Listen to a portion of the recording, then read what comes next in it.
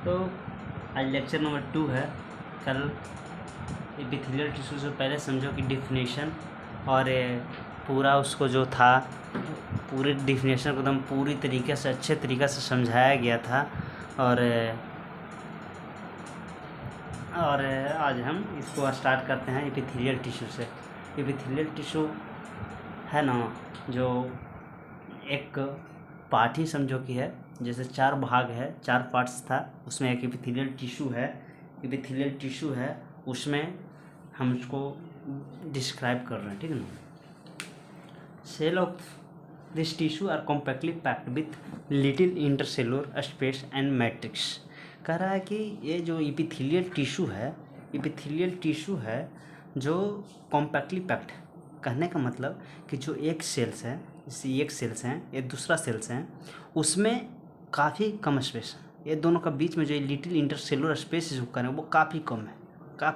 काफ़ी कम होने से क्या होगा, वो दोनों का बीच में मजबूती बढ़ेगी। कहा कि ज़्यादा पार्टिकल्स प्रेजेंट है, ज़्यादा पार्टिकल्स प्रेजेंट होने का मतलब ही क्या हुआ, उसमें स्ट्रॉन्गनेस बढ़ेगी, या कम पार्टिकल्स है तो वीकनेस बढ़ेगी। अब ये अलग तरीक़े से नहीं सोचना उसको, ये स्ट्रॉन्गनेस उस पर लेके जाना ही नहीं है। इसमें सीधे सोचना है कि जो टिश्यू है उसको 4 भाग है। एपिथेलियल टिश्यू है जिसमें एक एपिथेलियल टिश्यू का जो स्पेस होता है, इंटरसेलुलर स्पेस, काफ़ी कम होता है। ये सीधा बात यही रखना है, याद रखना है। और जो एपिथेलियल टिश्यू है तो किसी चीज़ पे बैठे हुए होगा, किसी चीज़ पे लगे हुए होगा, तो इंटरसेलुलर स्पेस के नीचे जितने हैं इसको हम लोग बेसमेंट मेम्ब्रेन कहते हैं। वो बेसमेंट मेम्ब्रेन कैसा होता है, वो नॉन सेलुलर होता है। तो क्वेश्चन उठता है कि जब ये नॉन सेलुलर है तो इसको ऑक्सीजन कैसे मिल रहा है, इसको न्यूट्रिशन कैसे मिल रहा है, ये जीवित कैसे है, ये लिविंग कैसे है।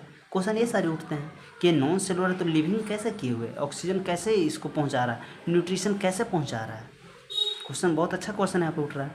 लेकिन हमको पता है कि इस जो एपिथेलियल टिश्यू होता है उसको एपिथेलियल टिश्यू के नीचे जो एक मेम्ब्रेन होता है वो कनेक्टिव टिश्यू होती है। और वो कनेक्टिव टिश्यू वो सारा का सारा न्यूट्रिशन, ब्लड, ऑक्सीजन, सारा का सारा एपिथेलियल टिश्यू को प्रोवाइड करने का काम करता है। हम लोग जानते हैं कि जो कनेक्टिव टिश्यू है उससे अच्छा कोई टिश्यू हो ही नहीं सकता है ऑक्सीजन ये सब प्रोवाइड करने के लिए, क्योंकि connective tissue is the best supplier of oxygen and nutrition to the epithelial cells. Epithelial cells rest on membrane called basement membrane. Epithelial cell के छोड़कर जितने भी सेल्स हैं, जितने भी सारे हैं पार्ट्स हैं, वो बेसमेंट मेम्ब्रेन कहलाती है। समझे बात को, जो कि नॉन सेलुलर है। Epithelial cell rest on the membrane is called basement membrane. Basement membrane is non cellular, वो नॉन सेलुलर जो कि हम बता दिए पहले ही, not made up of any cells, जो कि कोई कोशिका से नहीं बनी हुई रहती है। There is no blood supply, यहाँ पे कोई ब्लड सप्लाई नहीं होती है in epithelial tissue. Epithelial tissue में कोई ब्लड सप्लाई नहीं कर पाती है। नॉन सेलुलर सेल्स के लाइन के बारे में लिखा हुआ है कि वो कोई ब्लड सप्लाई नहीं कर पाती है एपिथेलियल टिश्यू का। ये दिमाग से हटा देना है कि जो ये बेसमेंट मेम्ब्रेन है जो कि एपिथेलियल टिश्यू का ऑक्सीजन और न्यूट्रिशन सप्लाई करता है, नहीं, गलत बात। इसको ये नॉन सेलुलर से कनेक्टिव टिश्यू लेता है और कनेक्टिव टिश्यू से इसको मिलता है। There is no blood supply और epithelial as the intercellular is very less and blood vessels can not penetrated the epithelial tissue that's called avascular. पहले ही हमने बता दिया कि जो कि यही चीज़ को देखिए, ये मत सोचिए कि लाइन पार हो रहा है इसको मतलब नहीं समझ में आ रहा है। सारा का सारा एक ही चीज़ लिखा हुआ है जो कि पहले समझा दी हैं, उसी को स्टेटमेंट बना के लिख दिया गया है, इसलिए उतना ये नहीं सोचना। फिर एक बहुत अच्छा क्वेश्चन उठता है, देखिए क्वेश्चन है, ठीक ना, ये क्वेश्चन है कि if there is no blood supply, आगे देखते हैं, if there is no blood supply in epithelial tissue how it cells get oxygen and nutrition, जो कि हम पहले ही समझा दिए थे कि एपिथेलियल टिश्यू जब नहीं वो बेसमेंट मेम्ब्रेन को नहीं देती है डायरेक्ट, तो कौन देती है, तो साफ आंसर है कि कनेक्टिव टिश्यू देता है। उसको कितना आंसर लिखा हुआ है कि there is the always connective tissue beneath the epithelial tissue. Beneath यानी कि अंदर कौन ले जाता है, तो कनेक्टिव टिश्यू में लिया जाता है। And connective tissue has a good blood supplier. पहले बता दिए थे, oxygen invitation diffuse by epithelial. और यहाँ जो ये जाता है वो किस प्रोसेस से जाता है, तो डिफ्यूजन प्रोसेस से। कौन प्रोसेस जाता है, डिफ्यूजन प्रोसेस से जाता है। अब एपिथेलियल टिश्यू को हम लोग बांटते हैं दो भागों में। कितने भागों में बांटते हैं, दो भागों में बांटते हैं। तो एपिथेलियल टिश्यू को दो भागों में बांटते हैं। कौन कौन भाग है भाई, तो एपिथेलियल टिश्यू को दो भागों में बांटते हैं, एक सिंपल एक कंपाउंड। जो ये देखिए सिंपल में क्या है कि इसमें लेयर जो है जो एक ही लेयर रहेगा, जो ये लेयर बना हुआ है वो एक लेयर रहेगा, इसी तरह से याद रखना। और कंपाउंड में मोर देन वन लेयर, ये है बेसमेंट मेम्ब्रेन, ये है कनेक्टिव टिश्यू। अब बार बार नहीं ना हम शो करेंगे कनेक्टिव टिश्यू ये है बेसमेंट, सीधे सीधे इसको बेसमेंट मेम्ब्रेन कहते हैं और एक कनेक्टिव टिश्यू है जो इसी से क्वेश्चन आता है, उसको हम लोग ध्यान में रखना है। When a single one layer of epithelial cells is present over the basement membrane, वही बता रहा है कि बेसमेंट मेम्ब्रेन पे जो सिंगल लेयर का सेल होता है उसको सिंपल कहते हैं, और जो बेसमेंट मेम्ब्रेन पे जो मोर देन वन लेयर रहता है उसको कंपाउंड कहते हैं, कंपाउंड एपिथेलियम कहते हैं। अब नेक्स्ट पेज पे चलते हैं, सिंपल एपिथेलियम।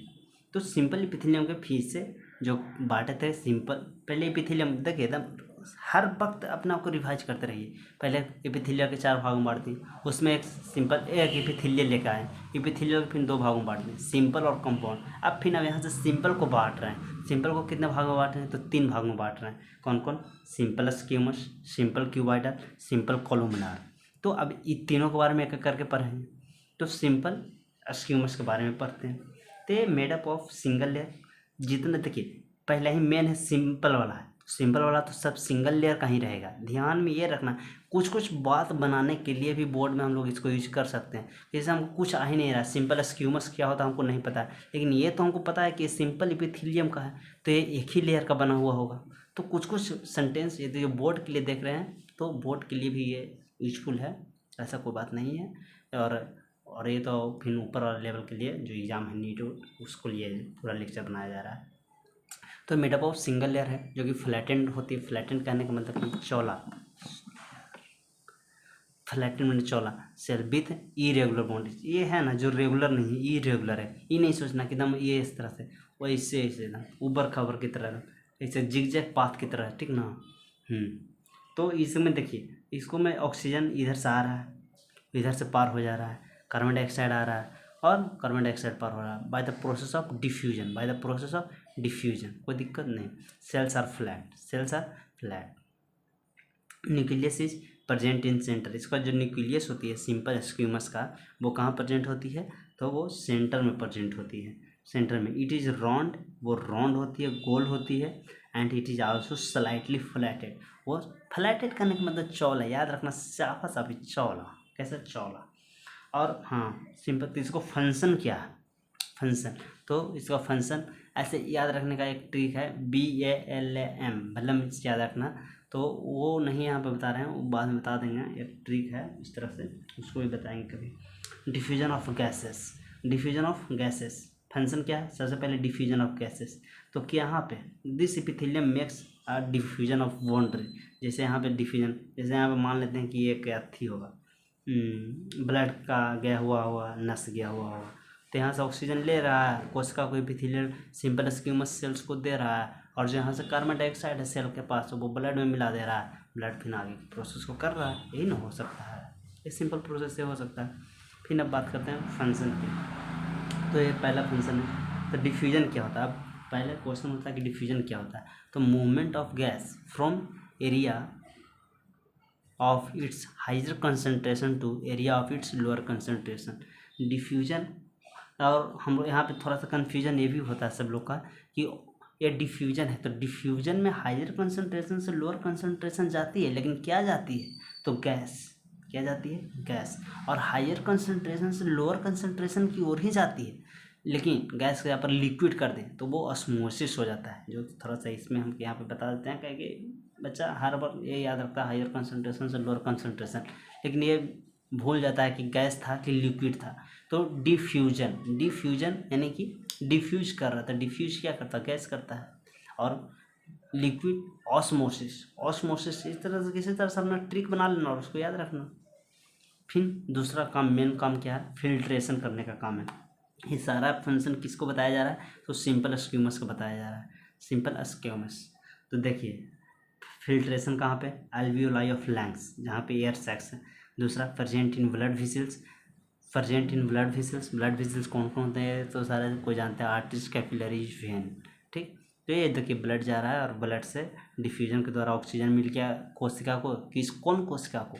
तो सिंपल स्क्यूमस कोशिका को, और उससे कार्बन डाइऑक्साइड ले लिया। ये कार्बन डाइऑक्साइड है वो भी जा रहा है, डायरेक्शन ये सोचना कोई ज़रूरी नहीं है, इससे भी हो सकता है, लेकिन ये बताना ये चाह रहा है कि हायर कंसनट्रेशन से लोअर कंसनट्रेशन की ओर जा रहा है। ये ब्लड में है तो ब्लड में जा रहे हैं कि वो सारा कोशिका से ले रहा है। एक कोशिका के है तुम्हारे पास, ये कोशिका है, एक सेल है, इसको पास ये इधर से 1000 सेल से लेके आ रहा है ऑक्सीजन, या कार्बन डाइऑक्साइड 1000 कोशिका से लेके आ रहा है, तो हायर कंसनट्रेशन इधर होगा। हम लोग जानते हैं यहाँ पे डिफ्यूजन के द्वारा होता है। डिफ्यूजन क्या होता है? तो हायर कंसनट्रेशन से लोअर कंसनट्रेशन की ओर जाता है। तो ये सब सारा थोड़ा सा बेसिक था जो कि हम बताना चाह रहे थे। ये जो लेयर होती है वो इंडोथीलियम का बना हुआ रहता है, इंडोथीलियम, जो सिंपल स्क्यूमस एपिथेलियम से बने हुए थे। एक इंडोथीलियम यहाँ पर लेयर होती है ब्लड वेसल्स में, वो सिंपल स्क्यूमस एपिथेलियम का बना हुआ रहता है। एग्जाम्पल के तौर पर इसको याद रख सकते हैं हम लोग। और blood capillary contains single layer of simple स्क्यूमस। Blood capillary हम लोग जानते हैं 3 होते हैं, कौन कौन? वो अच्छा विसल्स हो गए 3, और विसल्स में ही एक कैपिलरी आ गया, तो वो ब्लड कैपिलरी होता है, वो किसको बने हुआ रहता है? तो स्क्यूमस एपिथेलियम का बना हुआ रहता है, सिंपल स्क्यूमस एपिथेलियम।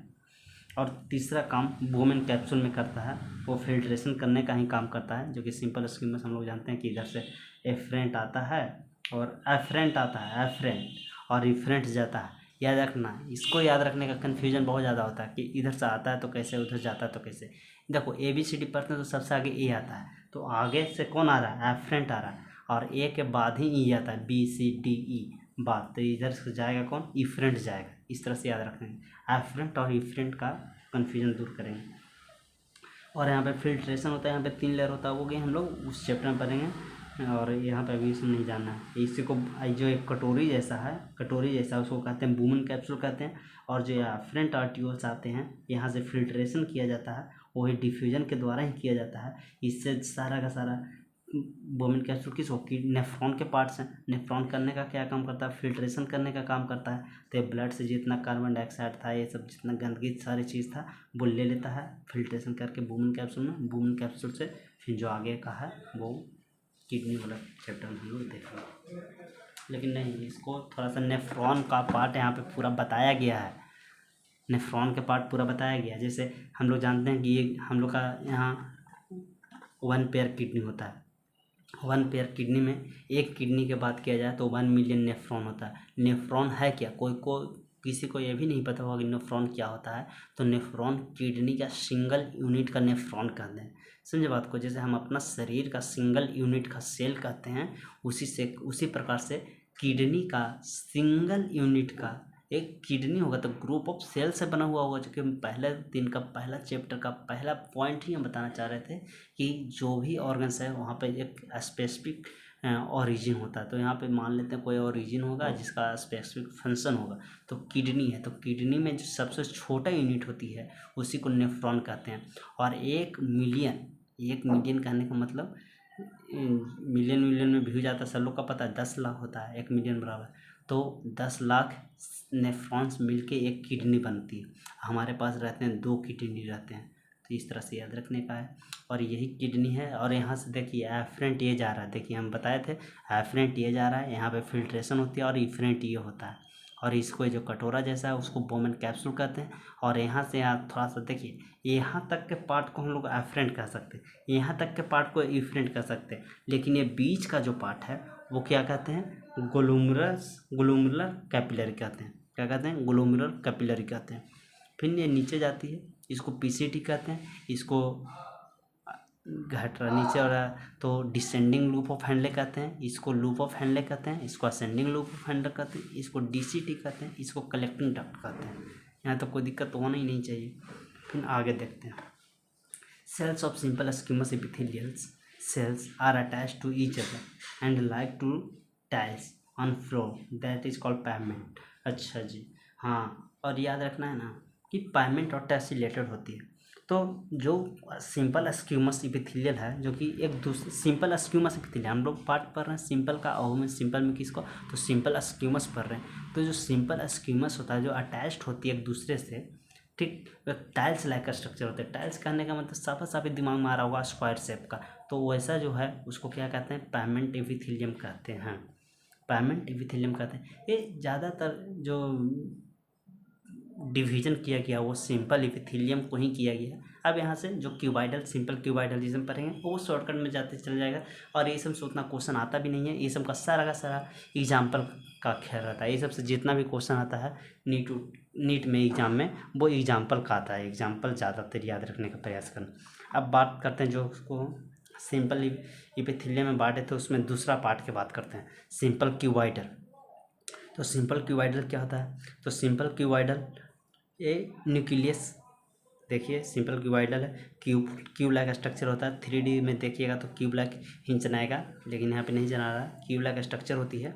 और वो सेंटर में, देखिए इस चित्र से पूरा पकड़िए, सेंटर में न्यूक्लियस होती है, वो राउंड होती है, ये बेसमेंट मेम्ब्रेन के ऊपर प्रेजेंट होती है। जितना भी एपिथेलियम सेल्स है और एपिथेलियम का पार्ट जितना भी रहेगा वो सब बेसमेंट मेम्ब्रेन के ऊपर ही रहेगा। उसको बाद वाला लेयर कनेक्टिव टिश्यू ही कहलाएगा, और नीचे वाला नॉन सेलुलर रहेगा, जिसको हम लोग बेसमेंट मेम्ब्रेन से जानेंगे।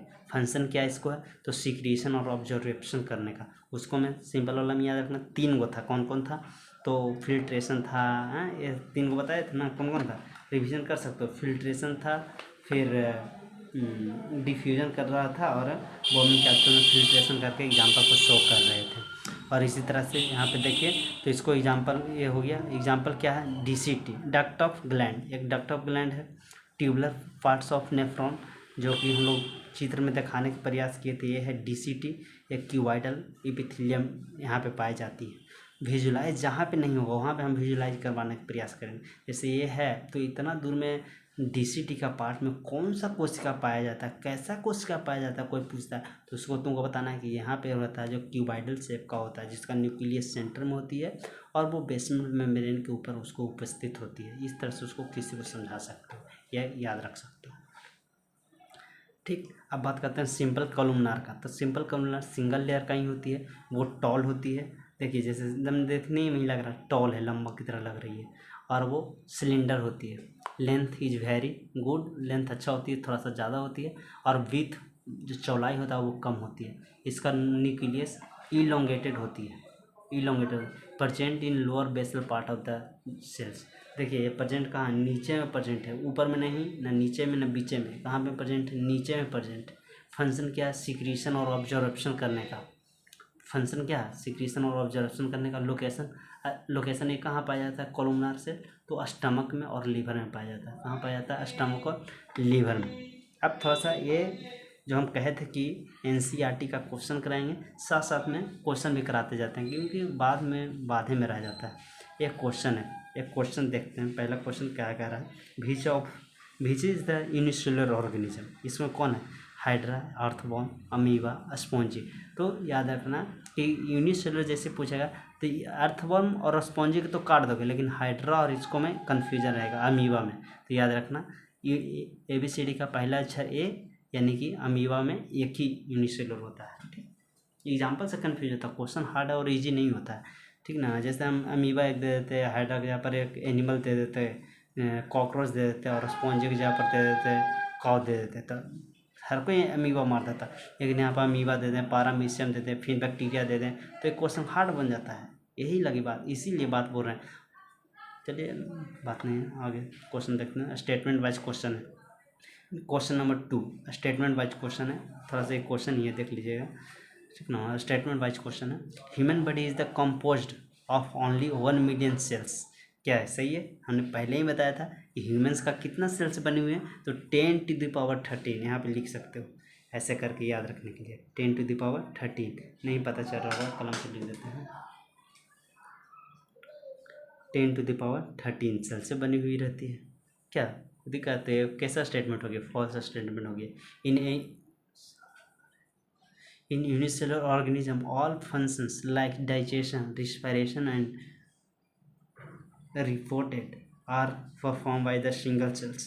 कह रहा है कि यूनिसेलुलर होता है। हाँ, ये सही बात है। यूनिसेलुलर ऑर्गेनिज्म होता है वो एक ही कोश का होता है, लेकिन उसी से वो रिस्पायरेशन करेगा, उसी से इजेशन करेगा, उसी से डाइजेशन करेगा, उसी से सारा काम एक ही कोशिका से करती है। ये क्वेश्चन कर रहा था। हाँ, एक ही कोशिका से करती है। कैसा स्टेटमेंट है? True statement. फिर तीसरा देखते हैं question. Tissue are organised in non specific proportion and pattern to form an organs like basement membrane. नहीं, गलत बात। जो हम पहले ही बता दिए थे कि वो कोशिका है जो कि स्पेसिफिक पोर्शन में रहता है। ऐसे बताए थे ना कि जैसे एक ही स्टमक है, तो स्टमक में ऐसा थोड़ी था कि कोई 3% है एपिथेलियल 3% है, लीवर 2 है, ऐसे नहीं ना है। एक स्पेसिफिक प्रोपोर्शन में कि जैसे वो है कि 10%, 10%, 10%, तो एक रेशियो की मात्रा में है, ठीक ना। तो नॉन स्पेसिफिक नहीं, स्पेसिफिक प्रोपोर्शन में रहती है। वहाँ पे हम बताए भी थे कि ये एनसीईआरटी के पॉइंट्स है। और इस पर इस लाइन पे पहले लेक्चर देखिए जाके, उसमें ज़्यादा अच्छा समझ में आएगा। ये नहीं सोचिए कि डायरेक्ट यहाँ से स्टार्ट करते हैं। पहला देखिए, सीक्वेंस को फॉलो करिए, नहीं समझ में आएगा उसके बाद बताइएगा।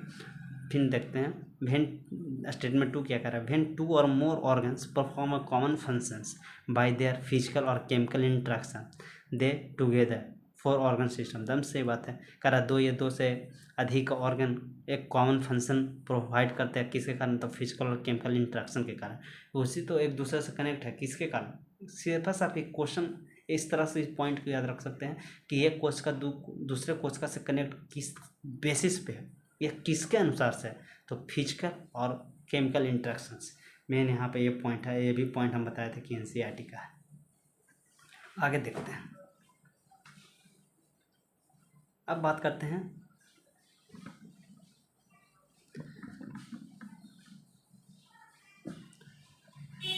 Modification of simple cuboidal epithelium. हाँ, तो यहाँ से मॉडिफिकेशन ऑफ सिंपल क्यूबॉइडल और सिंपल कॉलमनार की बात करते हैं। तो ये है मॉडिफिकेशन, ये मॉडिफिकेशन ऑफ फ्री सरफेस। जैसे क्यूबॉइडल ही है और ये फ्री सरफेस है। इसको पर सरफेस पे कुछ नहीं है, ये फ्री सरफेस है। फ्री सरफेस करने का मतलब कुछ नहीं उस पर है, तो उसको फ्री सरफेस कहते हैं। और ये एपिथेलियल सेल्स है, अटैचमेंट वही है, बेसमेंट मेम्ब्रेन वही है।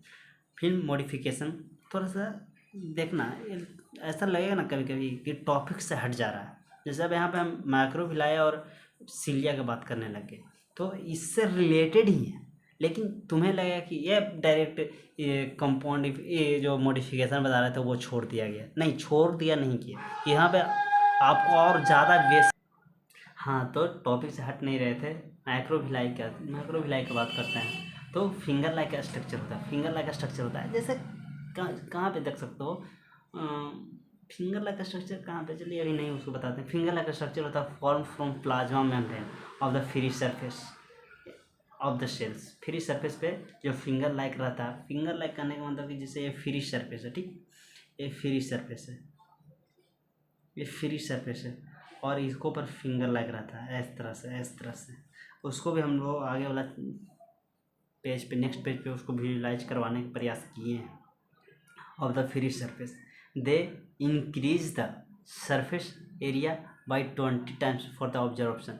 ये सबको बता देगा कि माइक्रोविलाई इंक्रीज करती है सरफेस एरिया की, लेकिन ये कोई नहीं बताएगा कि कितना टाइम्स इंक्रीज कर देती है। तो वो कितना टाइम्स करती है? तो 20 टाइम्स इंक्रीज कर देती है। ये माइक्रोविलाई इसी तरह से दिखते हैं। फिंगर लाइक है ना, ये फिंगर लाइक स्ट्रक्चर है। ये बेसमेंट मेम्ब्रेन है, और ये एपिथेलियल सेल्स है। तो एपिथेलियल सेल्स हम लोग जानते हैं कि बेसमेंट मेम्ब्रेन के ऊपर होते हैं, तो ये बेसमेंट मेम्ब्रेन के ऊपर है, ठीक।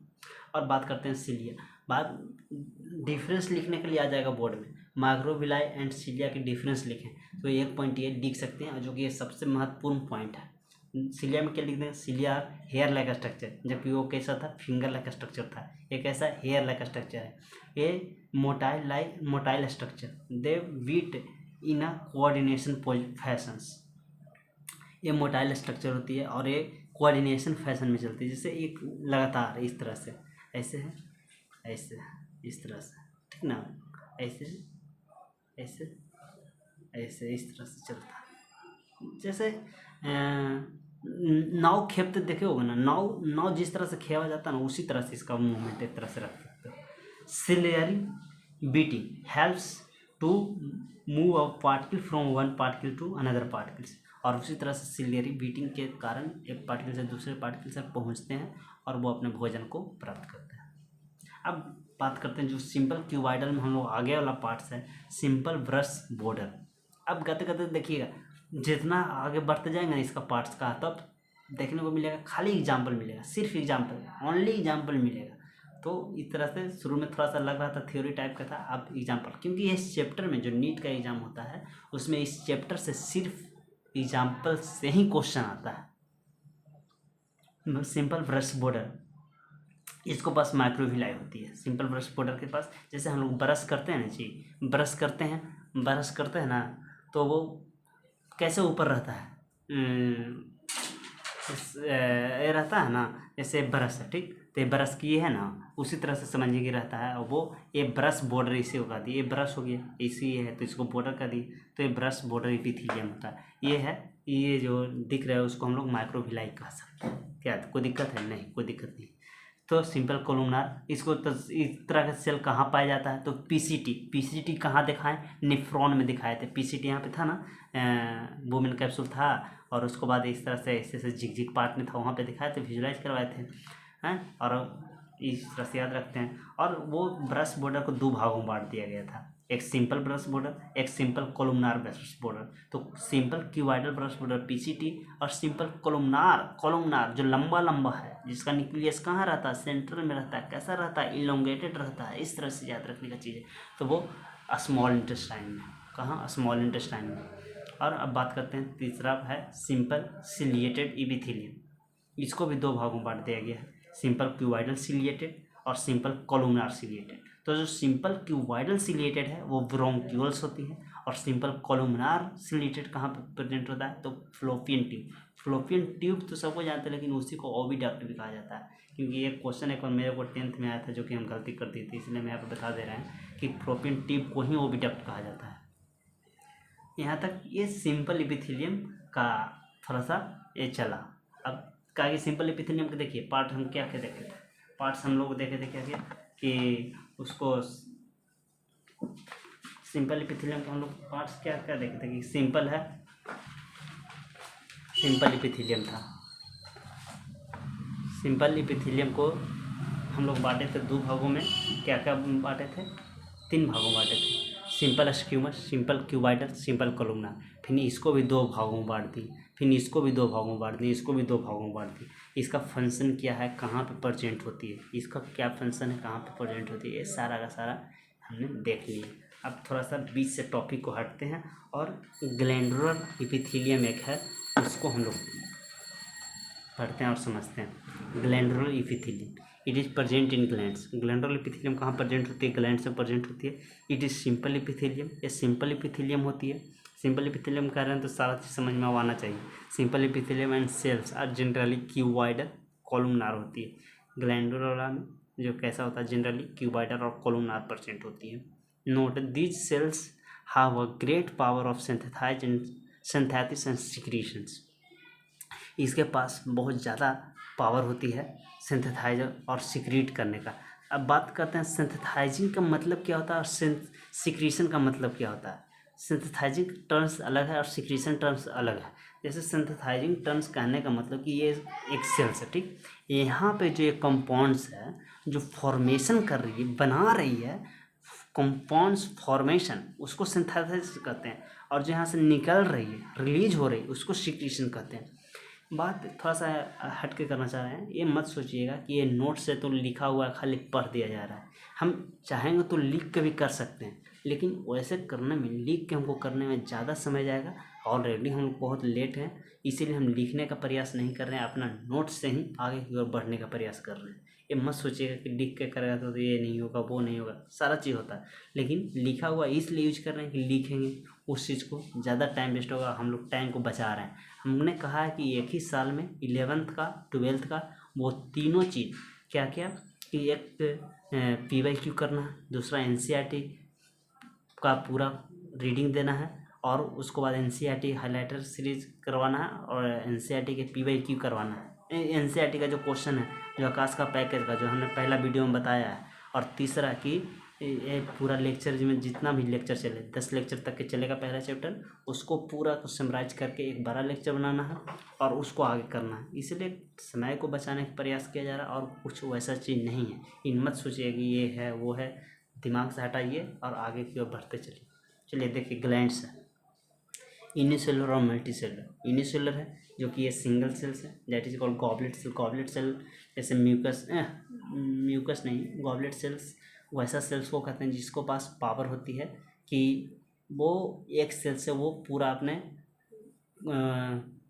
शरीर को रिजनरेट कर सकती है, उसको कहते हैं हम लोग एपिथेलियम था। और इसको में ग्लैंड्स है जो हम लोग ग्लैंड्स को 3 भागों में बांटेंगे। कौन कौन